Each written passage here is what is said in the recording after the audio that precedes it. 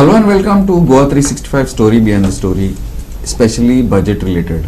Budget is going to come up soon within a week or so on the 27th. So we have this ongoing series of where we talk to various sectors of industry on what they would possibly need from the budget and what they would possibly want, wish list, whatever you want to call it. Plus what are the problems they are facing. So we have a very distinguished panel from the GCCI. I would like to start with Ashutosh Karangate, who is going to talk to us on MSMEs. Ashutosh Bab, welcome to our show. Thank you. Milind Prabhu, who will talk to us on IT. Vaman Gaitonde on education. Vaman Bab, welcome. And Gaurav Kenkre, CA, who will be talking to us on the tax side of it. We have Gaurav Bab has come to our has been on our show. Every budget we are normally there, national or otherwise. But the others are first time. I hope not the last, but at least the first time. Yeah, we hope so too. Yes, Ashutosh Bab, I would like to start with you. Now, MSMEs, Goa is a very fertile sort of ground, market, whatever you want to call it, for MSMEs. What is the situation? What would you want to work? You can talk to us. Sure. What we need, basically. Sure. Thank you for this opportunity to share my thoughts on this. I would like to relate this to two case studies, if I may call them, which happened just in the last 2 months.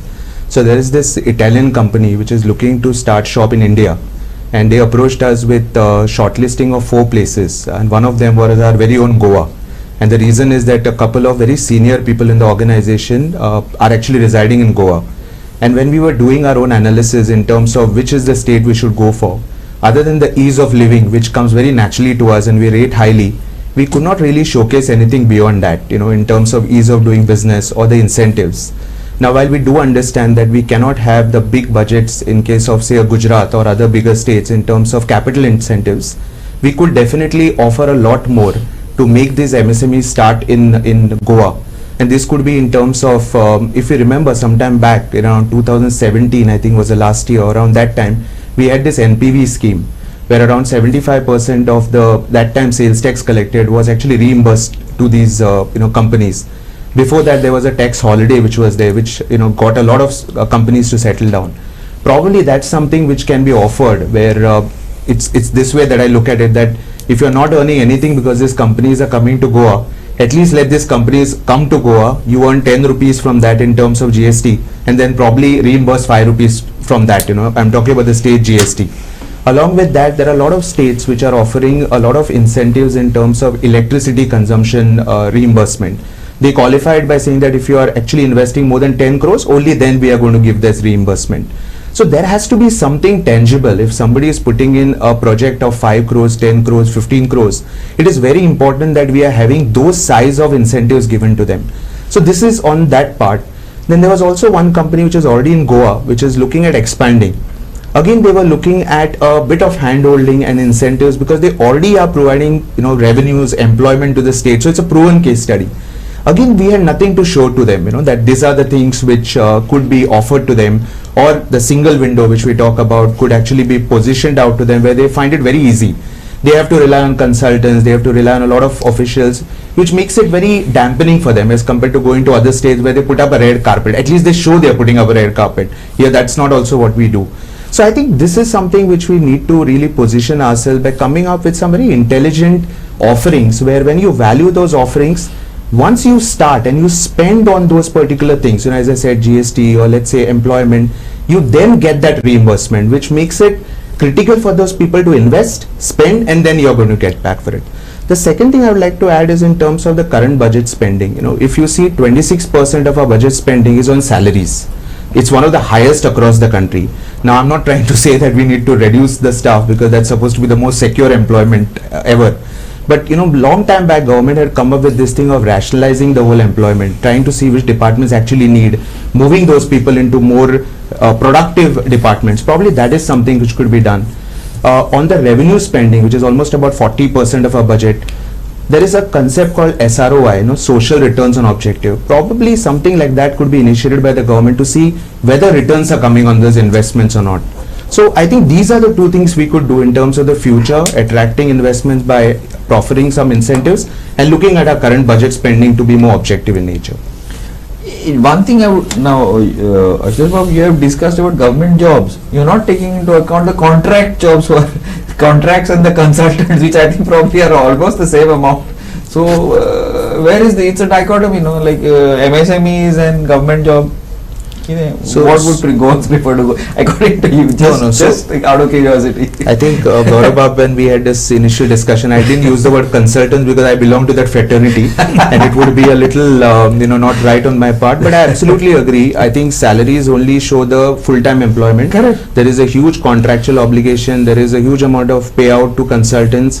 When I use the word SROI or any returns on investment, I think government should look at every spending it's doing across all the consultants, all contractors which they have employed, and really see whether the government is getting returns on that, because it's finally taxpayers' money. We have very limited budgets. Our loans today are almost 30,000 crores, which Goa government, and almost about 16-17% is interest payout out of the budget. So what are we really looking at? So obviously we have to look at every element of spending. I'll speak to Gaurav. Yes, yes. Thanks. Now, Milind, IT, pharmaceutical, two major, besides tourism and what, are two major industries, so as to say, that Goa has and should have. Now, Yes. pharma is developer, whatever they may not be the main this, but IT is something that Goa can really do, because the type of work that Goans and Indians are doing outside Goa, outside India, according to me, it's not taken off. Maybe you can contradict me. What do you feel? And what should the government do? And what Yes. should the industry do to push that the government does, since this is coming up? I don't know. Maybe I'm wrong. I would love to be proven wrong on this. Glenn Bob, first of all, thank you for having me here. Pleasure. I would say I have offices in Bangalore, I have offices in Pune and Goa as well. Okay. The difference I see is the energy. So, and energy is something which cannot be purchased. So we'll have to slowly and with process infuse the energy. What I mean by energy is the kind of passion for work that the entire community has, because of its large scale and large opportunity size. In Bangalore and Pune is different. In Goa it is different, and we have to accept it. Now, Goa government has taken good initiatives to start incubators by the sea, which is a very good initiative, because people who want to work from home would want to come to Goa and work from here, and that crowd brings in the energy. If we stay with the thought process that we will stay with the Goan talent only, I believe that we will not have competition within. So if we have people coming from outside, if we can bring in two good companies that can get in a crowd of about 3,000 to 4,000 engineers to Goa, Right. Huge difference. Absolutely. it will make a huge difference to the energy that the Goan engineers have, the passion that we have towards the industry altogether. For that, there are challenges. I started off hiring crowd from outside of Goa in our Goa office in early 2012. They stayed in for about a year's time and they wanted to leave. Because the only reason is they said either open up an office in Pune or we want to leave. We want to stay with you, but we cannot live the energy out here. Why? However, we may see it, but an engineer cannot go and party every day. It is not possible to go up north or party every day. So that is not a daily life that an engineer wants to live. He wants to meet friends, he wants to have a social life, which we have to understand that a migrant crowd coming from outside of Goa does not have that. We Goans have a very close community. We have those friends. We can go out and mingle with our friends. That becomes impossible for somebody just coming from outside. So if we have to bridge that, possibly we'll have to look at two simple projects, which is a resident training institute for IT skills, and basic skills and advanced skills both, and resident IT park. Because however we may see it, if we don't put the community which is coming from outside of Goa at one place, they will not have the energy and they will not love it. We may see there's lot to party in Goa, yes, but Goa is a beautiful place to come for a vacation that way. You cannot party. Yeah, holiday. You cannot party every day. They need that community or resident IT park And resident training institute for IT skills is what I would strongly recommend in order to bring this change, bring this energy back to Goa. When you mean energy, I'm just probing here, but when you mean energy, you mean mindset? Yes, absolutely. Mindset and the culture Work of culture. work and the work culture. So if that comes in here, we will upgrade our culture, and it will also be easier for bigger companies to come to Goa, because it is looked upon by engineers across India as a tourist destination, as a relaxing destination, yet an IT destination altogether, with the same energy that they want in Bangalore and Pune. Yeah, but then again I come to my point. IT has not really, you just answered my question, or you want to add something to that? It's not really taken off. Yes, I would say, I would agree to it that And it not can, yet. because there's a lot of the way Abs- the atmosphere, relax. You can do a lot. It's possible. Absolutely possible. Goa is a beautiful place to do that, but we have to accept the non-resident crowd coming in Goa and infusing that energy. Goa does not have that kind of engineers to attract Infosys or TCS to Goa, because they will have those challenges. Unless we have a mindset for engineers that they can still come to Goa and work. Fair enough. I'll go back to you a little later. I want to now this what Milind Babu is talking about has got a little connection to education also. Yes. We can start with that and then move on to what you want. I mean, I was just thinking about the same thing, and he was talking about it. I mean, if you go to see, we have now tier with tier 1 and tier 2 colleges in Goa also. Yes. We have got IIT, we have got NIT also, and we have got tier 3, Games and tier so 4 many other colleges games also. there, yeah. Now, if you are looking at Infosys and this thing, I slightly disagree that they are taking people from tier 3 and tier 4 colleges from around the country, not just from tier 1 and tier 2. So I just sometimes wonder, why they have so much apprehension. Big companies like Infosys and TCS have some apprehension about, talent that is available in Goa and what. So we have to, and is there a kind of some lacuna in the training that is being provided, or in our curriculum of this thing? I do not think so. This thing, only lacuna we feel in Goa, not so much in IT, but in other this thing, is opportunity for internships. So internship opportunities give them a chance to kind of be ready for employment. So that kind of now one particular forum, this particular topic came up, and when the chairman of TCS, Mr. I forget his name, he was the CMD of the current TCS. And basically he was, so this issue came, and one of the suggestions that was made to him was that why don't we take people from the colleges after they are placed and give them live projects in the companies. So that's a way to kind of groom, talent.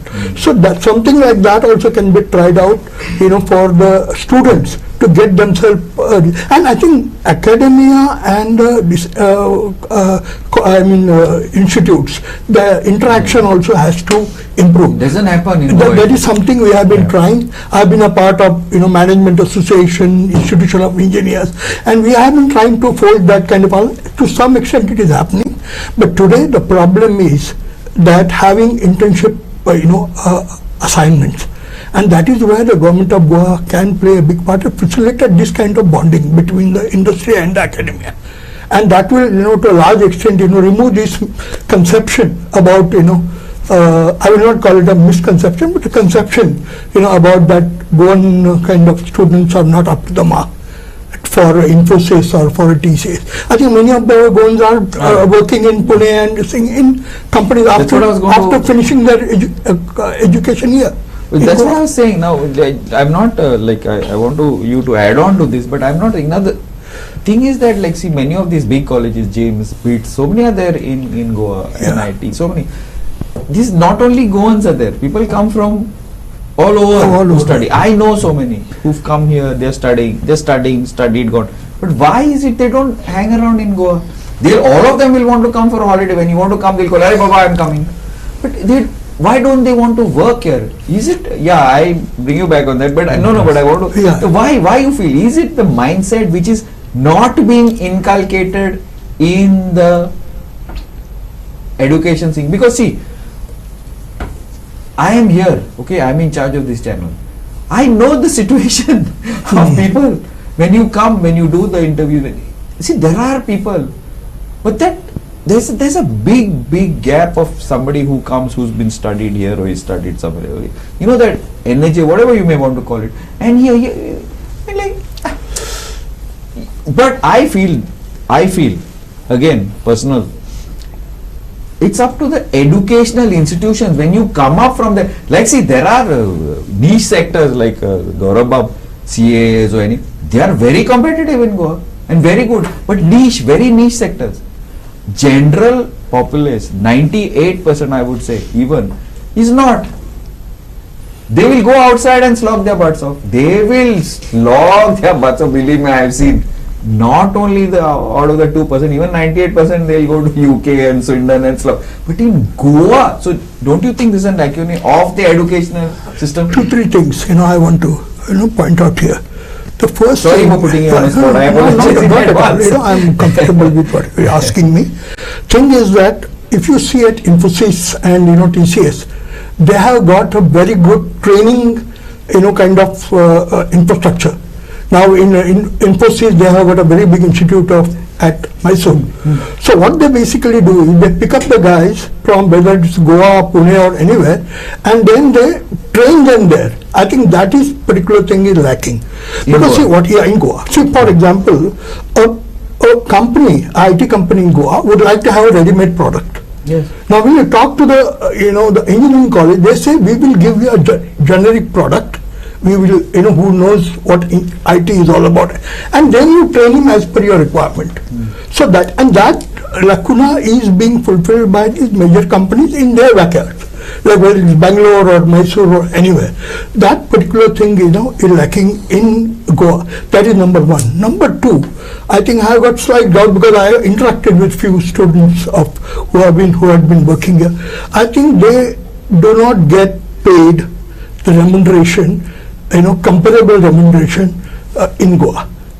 And that is one of the reasons they are prepared to go outside. Mind you, in Goa they don't have to pay for their residence. I mean rental. They are prepared to pay rental and still work and still on because they are getting better remuneration. So these are a couple of things that we have to take into account when we think about IT prospects in Goa. Actually, I have a little bit of a difference in that because see, Okay. the initial, no, not for you, Yeah. generally, I have to go to Gaurav Bab now, but like say for the first 5 years, minimum 5 years to 8 years, you're learning the job, you know nothing when you come, right? One, you join any IT company, which I'm sure Milind Bab will do on that. First, you enter at a good package, whatever it might be, 1 lakh, 2 lakhs, whatever, initial. Next 5 years, you don't get anything. The danger is, the way it's going on today, I think today Meta is supposed to be throwing out some 1,000 or 10,000 people. 11,000. Danger is that you can be, so I don't know, I'm not totally in sync with this. The thing is that ultimately you have to learn. Yeah. You have to learn. First 5 years you don't know. And you do not remain, like many of our people here in Goa, I see, they don't remain for more than a year and a half. In year and a half, you can't do anything. Again I say, this has to be, see, first 10 years is you learn, next 10 years you earn. First 10 years is you anywhere else you go, the youth generally, I'm not, decrying or so first 10 years you have to learn wherever you go, you earn, you come, you get a good salary and remain for 10 years on that same salary. Kya farak? Here you get food, everything is here. So Goa, I think little bit, okay, anyway, we'll get back to that. This is a longer discussion, more generic discussion, but which, why Milind and me, we need to really talk about this. Yeah. Gaurav Bab, gear change. Yes. Okay, taxation. So yes, I think very fascinating discussion on the social aspects of Yeah, why we are which is unable more to- important, I think. Yeah, yeah. Yes. But coming to hard numbers, Yes. as Ashutosh Bab has already mentioned, presenting the state budget for any CM of Goa is a very unenviable task. Yes. So he is 45-50% of his expenditure is on salary and debt servicing. So that is where I would hope. Okay, so again, hope versus expectation. I don't expect that all of this will happen, but I hope that it will happen. I hope we get the meaning between the two words. Hope is what I feel from internally. Expect is what I know might happen. So I hope that one thing which they can do is, as Ashutosh said, that the salaries, we'll have to look at the employees, we'll have to look at technology, and we'll have to look at repurposing them. So to give an example, today AI has come up in such a big way. Can we look at a roadmap in the next 1, 2, 3 years where all can we adopt those technologies, make the government processes more efficient, reduce the workmen or the people required there, and repurpose them where there is a shortage. It is not as if all the departments of the government are adequately staffed. Yeah. For example, I know for a fact the state GST department is understaffed. Very badly understood. And and that is the place where you are earning revenue. So every new officer there will probably add to the revenue of the state.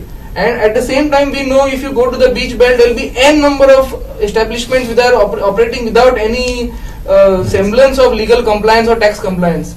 These people, on the one hand, we have got these people who are not paying their taxes, and on the other hand, we have got a department which is handicapped by their own shortage of resources. So, and on the third side, we have got many departments which are having surplus resources. So, why cannot we repurpose that and that way increase our revenues as well as reduce our expenses? That is one thing. A very specific hope and expectation which we have been pushing for a long time is the VAT one-time settlement scheme. Okay. So in the recent past, the government has definitely accepted all our suggestions. There was a major dispute for alcohol dealers who had not registered who had not renewed their registration in time. That has been resolved very amicably by the government because it was a zero-sum game. There was no expectation of actually recovering those demands. Similarly, in this VAT settlement scheme, there are demands of 15 years, 10 years, 12 years, 20 years pending. We are in the GST regime now, 6 years into GST regime. We are still looking at VAT outstandings. Many of them are not because of the fault of the assessee who is in Goa. If we have some kind of comprehensive settlement scheme, one scheme came but it was not covering everything. So we had asked multiple times to get a proper comprehensive scheme because it will have two benefits. One is ease of doing business. Definitely, the taxpayers would feel relieved that the past disputes are resolved at a lower level. The second benefit for the government is VAT revenue is fully Goa's revenue. Goa, yes. So that's another way where the government can increase their revenue at the same time give something for the tax businessmen. Overall, again, if I look at the taxation front, the land stamp duty and all was recently increased. So I don't think there is much scope for them to increase it there. It probably should go down. If they implement this and if the revenue goes up, and of course if mining really starts the way it is expected to start, then definitely we'll have one more pillar standing in our budget. Maybe I don't think it will ever reach the good old days of mining, but there will be one more small pillar of revenue there, which may enable the government to loosen the purse at some other places like your stamp duty, etc. On VAT front also, I don't think there's much scope. We are already quite competitive on the VAT front. So within the limited space, I think one expectation or one hope is that at least there is no new tax. No bad news is a kind of good news. So if we expect that there is no new tax and we are trying to improve within the existing situation, I think that would be a great. Gaurabha, one thing that we've discussed earlier, I don't know how proper it is to bring it here, but I will take that risk. Let's say now we are a tourism-related state, Yes. right? Now there are a lot of announcements. High-end tourism, higher-end tourism, high. Today, you go and buy a black label in Gurgaon. The cost is how much? 1,400. You buy a black label in Goa, it's 3,400. Correct? You buy a normal diplomat, and it's cheap, very cheap. So those people have to go to the wholesale, buy that cheap beer and go and drink on the roads. But somebody who's coming to a 5-star or somebody who you want high-end tourism has to pay ridiculous rates. Ridiculous. How that is one thing that we need to look at, right? I know you're not tourism, but since we're talking about numbers, these are numbers. You check the rates. You don't think we have done research on this just to inform you. It's more than double. Top end only, not the bottom end, not the guys who sit on the roads and drink and create a nuisance. This is another thing also that we need to. It's been a very interesting budget. It went off a little bit on a social aspect, which is very close to me because I won't go ultimately to do well. But we will get back on the budget. Thank you. Keep watching Goa 365.